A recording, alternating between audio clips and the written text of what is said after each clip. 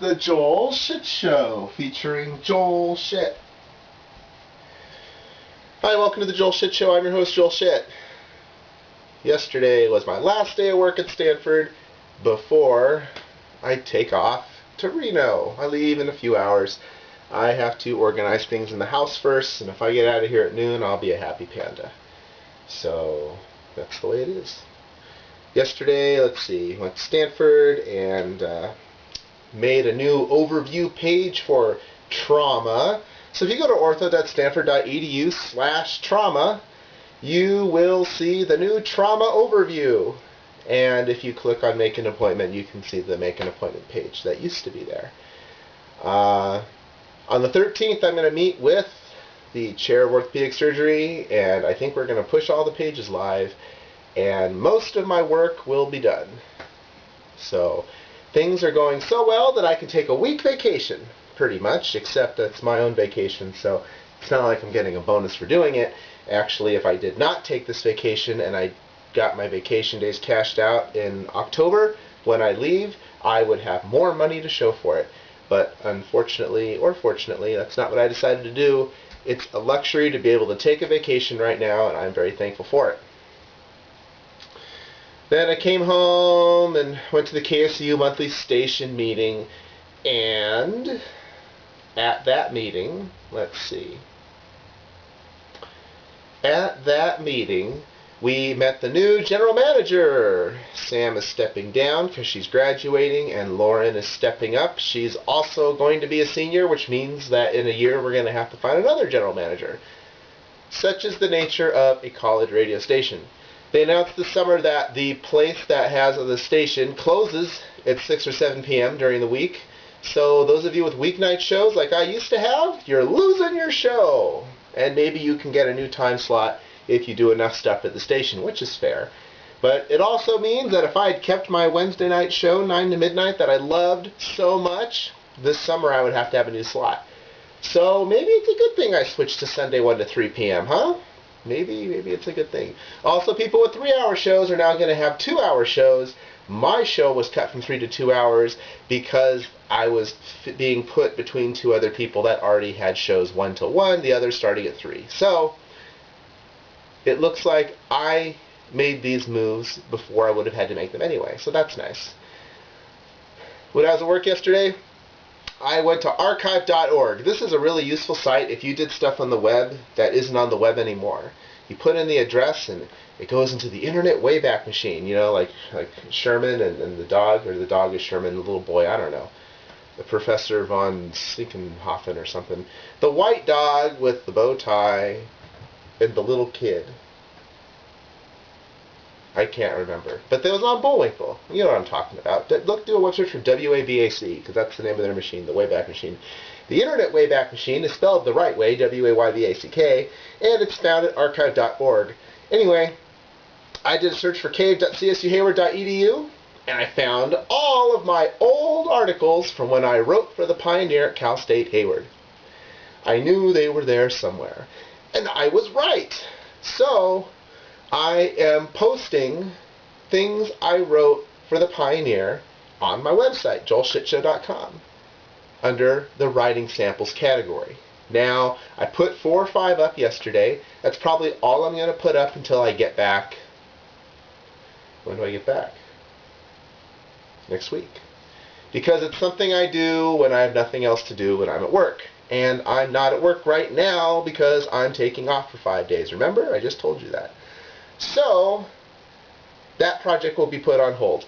But by the end of the month, I want to have all of my writing samples on the internet, reposted on my website, typos and all. I looked at the first thing I ever wrote that I could find, and I used then instead of than. I'm leaving it up there. I'm not copy editing my old work. I want it natural. There's HTML errors and other stuff too. It's for authenticity, man. And in fact, I'm probably going to go get all my stuff from agouti.com and put it on there too. Because I started to put it, if you go to my website and you go to music reviews and you go to Agouti, then you can see the ones I wrote for them, except I only put like 4 or 5 things there and then I stopped. So I am going to move those to the writing sample category after I put all the writing samples from the Pioneer up. If you are a recruiter and you look at people on the internet to see more about them when you're interviewing them as candidates for a job, don't forget about archive.org. Everything on the internet lasts forever. So even if there's nothing on the internet scandalous now, if you really want to find something scandalous about somebody, go to archive.org, A-R-C-H-I-V-E, just the way it sounds. And, well, you can't search. You're going to have to, I don't know, it's going to take a little creativity. Because if they posted something on like a neo-Nazi website, you're not going to know. And there's no search engine for the Internet Archive. There's just, you type in the URL and it goes and tells you, well, here's different pictures of the URL over the years. And then the search mechanisms on those individual sites probably don't work. And so, but if they mention something they did at a company, you can go to the company's website from way back when and see if they're mentioned anywhere. And then it's a fact-checking thing. So it's not the most useful tool, but it's not something people would expect. Like, let's say I hacked into an employer's website and then I didn't tell anyone about it. Well, if you go to archive.org and I happen to have taken a snapshot on one of the days the site was hacked, it'll be there. And, you know, maybe that's their probable cause for offering the job to someone else. Just trying to give you another tool. Easy for me to say I don't need another job right now. Ernie Harwell died. I'm really sorry that Ernie Harwell died. When the internet first started playing baseball games years ago, there was a certain hierarchy. I would always listen to the Astros game first because I like the Astros. Then I would listen to the Expos games because the people, the English version, the people that did the Expos broadcast were pretty funny because they knew their team sucked and they would talk all kinds of shit about how much the Expos sucked. When they moved to Washington, they didn't go along with them, and that made me sad. The next step would be the Cubs, because Ron Santo is great. Then after that, it would be Bob Uecker and the Milwaukee Brewers. Then after that, I would do the Minnesota Twins, because the guy just had a very folksy way of talking. He might still be doing the games now, I don't know. And back then, there were no commercials during the break, so the mics would still be on, but they weren't on the air on the regular radio, but on the internet they were. And he asked whoever person was his runner for a glass of iceless water. And I always thought that was kind of distinguished, asking for iceless water. And I order stuff without ice all the time, but I never say iceless water. I just say, oh, can I have a glass of water without ice, please? This guy, however, is a step above. He's the opposite of humanimal. More ice, please. And then, next on the list was Detroit, because I could listen to Ernie Harwell. And Ernie Harwell, actually, no, next was really, this is supposed to be homage, damn it. Next is Vin Scully and the Dodgers, but Vin Scully was almost never on during the day at work because the Dodgers don't usually play during the day. And then after that were the Detroit Tigers and Ernie Harwell. That pretty much rounded it out.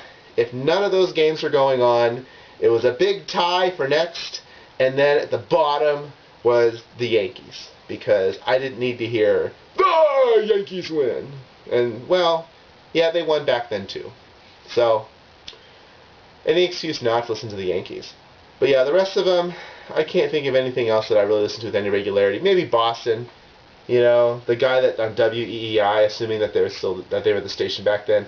Yeah, that guy's all right, just because, you know, he's got the accent, and I like the accent. So maybe Boston, and then everybody else, and then the Yankees. But that's pretty much it, you know. Ron Fairley wasn't in Seattle anymore, so I didn't care about the Seahawks, the Mariners, and San Diego, Colorado, Arizona, Texas, Chicago White Sox, Florida Marlins, you know, Tampa Bay Devil Rays at the time, Atlanta Braves, Philadelphia Phillies. Who cares about these teams? The Pirates, the Reds. None of these teams had any good radio broadcasters, so I just didn't care. But with that many to pick from, I usually would find something. And, you know, Detroit would play its fair share of day games, especially when Comerica Park opened up. They had a lot of games during the day, and I'd listen to Ernie Harwell, and it was good shit. Actually, I don't think he was around when Comerica opened. Was he? Because he retired after the 2002 season. And Comerica might have opened after that. I don't know. But regardless, the Tigers would play day games in Tiger Stadium too. So I would still listen to Ernie Harwell on the internet. That's all the time we have today. Visit us on the web at joelshitshow.com. Email joel at joelshitshow.com.